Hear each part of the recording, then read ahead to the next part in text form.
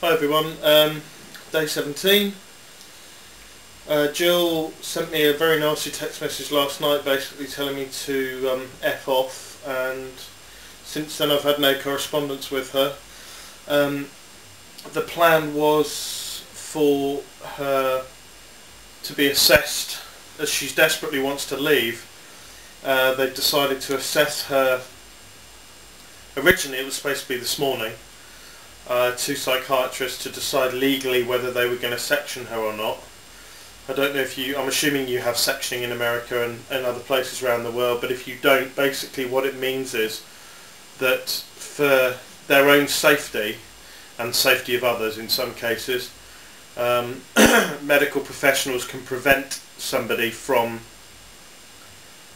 leaving a mental health place. So basically using force if they have to. They can also force the person to receive medication if it came to that. And there's obviously it's very complicated structure sectioning, and I don't know anything about it really. All I know is what it would mean if Jill was sectioned. At the moment she wants to leave, so they have to decide whether to section her or not for her own safety. Her family and I strongly believe that if she isn't sectioned, she will leave and attempt another overdose, probably within hours of leaving the hospital. She doesn't want to see her family or live with her family or see me or live with me at the moment. So for her own safety again, where would she go? She doesn't have a strong friendship network here. So it doesn't make any sense really. The best place for her until she's back on meds, in everyone's opinion, is to stay in hospital. She's refusing to, or has told me she's going to refuse to take her mood stabiliser, and we're hoping that there'll be a turning point soon where she'll accept the help and she'll start being nice to us again. So I heard earlier on this morning that the potential sectioning meeting is actually going to happen tomorrow now, because they want her psychiatrist to see her and be involved in that assessment, which is, about time,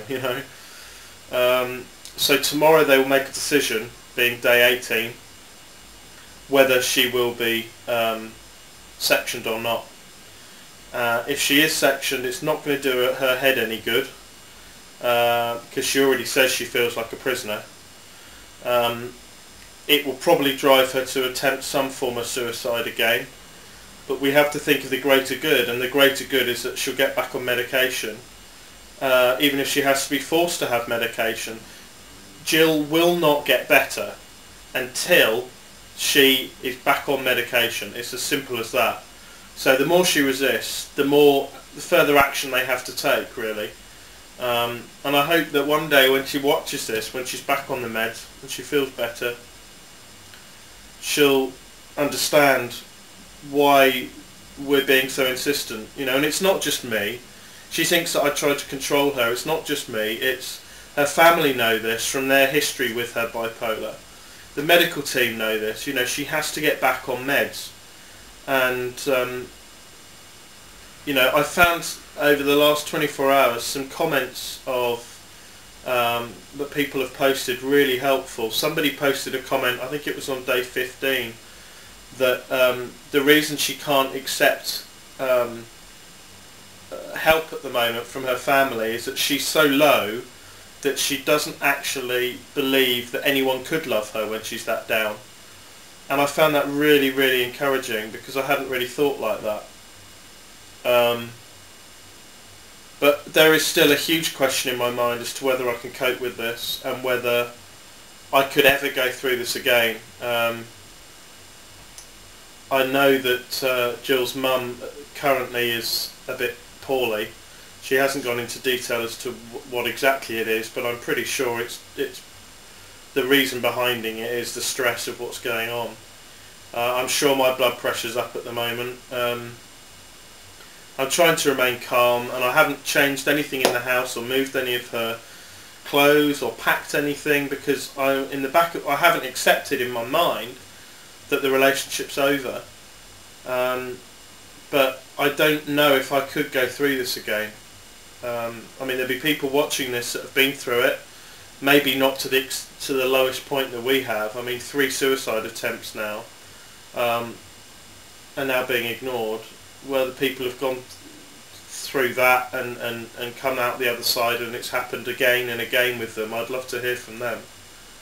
But all I know is that I don't think I could go through this again, and I'm scared as to what Jill will be like once she's back on meds. You know, is she going to be the same person, or is she going to be, will something have died in her head as to regards our relationship or whatever? So anyway, the good news is, as I think I said yesterday, her bloods are improving and her liver, you know, her blood is getting better, and as soon as her liver's back to normal, they can get her back on medication. So that's it for day 18. There may well be a development later on this evening, who knows, but I would imagine tomorrow will be the day when a lot of stuff happens. So I'm going to sign off and upload for today. Take care, bye.